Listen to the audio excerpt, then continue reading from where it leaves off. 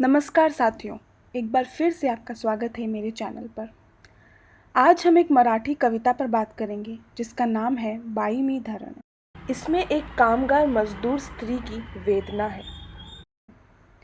इसे लिखा है दया पवार जी ने। दया पवार जी मराठी दलित साहित्य के जाने माने नाम हैं। 1990 में पद्मश्री से सम्मानित हुए हैं।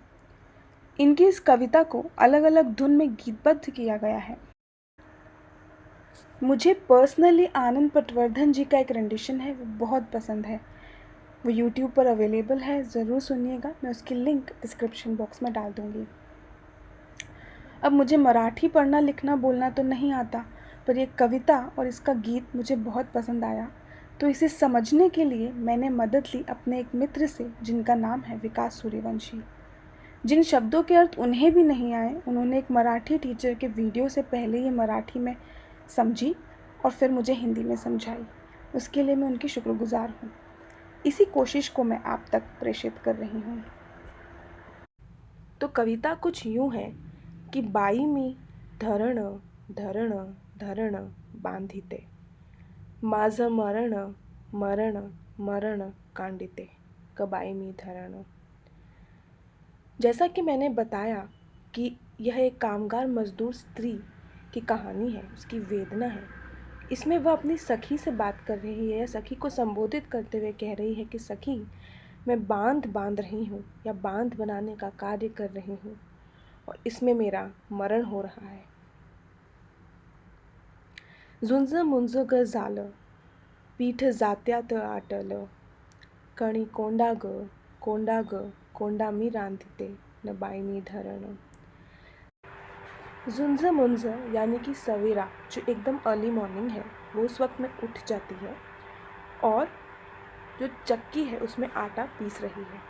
और जिस तरह दूध को जब गैस पे रखते हैं तो वो थोड़ा एवोपरेट होके थोड़ा सा कम हो जाता है, वो यही कहना चाह रही है कि उसकी चक्की में पिसते पिसते आटा कम ही हो रहा है और वो एक एक कण से जैसे तैसे अपने भोजन का इंतज़ाम कर रही है। दिस कासर्याला आला, जीव मागे घोटा लिला, तान्ह लेकरू माझं लेकरू, पाटी खाली मी डालीते, न बाई मी धरण। दिन सर पर चढ़ा आया है और उसका जो मन है वो पीछे घुट रहा है, यानी कि उसका मन नहीं लग रहा है इस काम में, क्योंकि उसका जो छोटा बच्चा है वो प्यासा है, उसे शायद भूख लग रही होगी। उसे वो या तो टोकरी में लिटा कर आई है या अपने साथ लेकर काम कर रही है, लेकिन उसे अपने बच्चे की चिंता हो रही है। काय सांगू उन्हाच्या जळा, घावाखाली फुटे शिळा, कळ दाटे, पायी पाला मी बांधिते, न बाई मी धरण।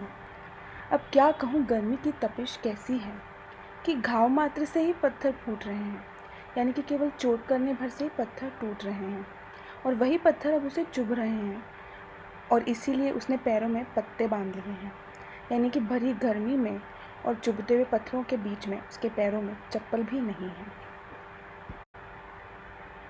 पेरा पेरात साखर, त्याचं पिकल शिवार, घोटभर पाण्यासाठी सारं रान धोंडालिते, न बाई मी धरण। अब उसकी मेहनत रंग लाई है और उसने जो बांध बनाया है उसके पानी से जो शक्कर के खेत हैं, यानी कि जो गन्ने के खेत हैं, उनके हर एक हिस्से में शक्कर हो गई है, यानी कि भरे पूरा खेत बन चुका है, अच्छा सा पका हुआ खेत है। लेकिन उसको फिर भी घूंट भर पानी के लिए सारा जंगल ढूंढना पड़ रहा है, क्योंकि उसकी जो मेहनत है उसके लिए नहीं है। येल मांडवाला चढे, माझ्या घामाचे ग आळे, माझ्या अंगणी पांचोळा ग पड़े, न बाई मी धरण। पत्तों की जो बेल है, यानी कि जो हरी भरी बेल है, वह बांस की सीढ़ी पर ऊपर की ओर चढ़ रही है और इस कार्य को अंजाम देने में उसके माथे पर पसीना आ रहा है, लेकिन उसके आंगन में तो क्या है, सूखे हुए पत्ते ही गिरे हुए हैं, यानी कि ये सारी मेहनत फिर भी उसके लिए नहीं है। तो ये थी मराठी कविता बाई मी धरण। मैंने यहाँ पर इसका शब्दशः अर्थ प्रस्तुत किया है।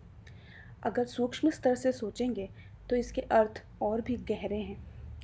यह मैं आपके सोचने पर छोड़ देती हूँ और वीडियो को यहीं समाप्त करती हूँ। यहाँ तक सुनने के लिए धन्यवाद।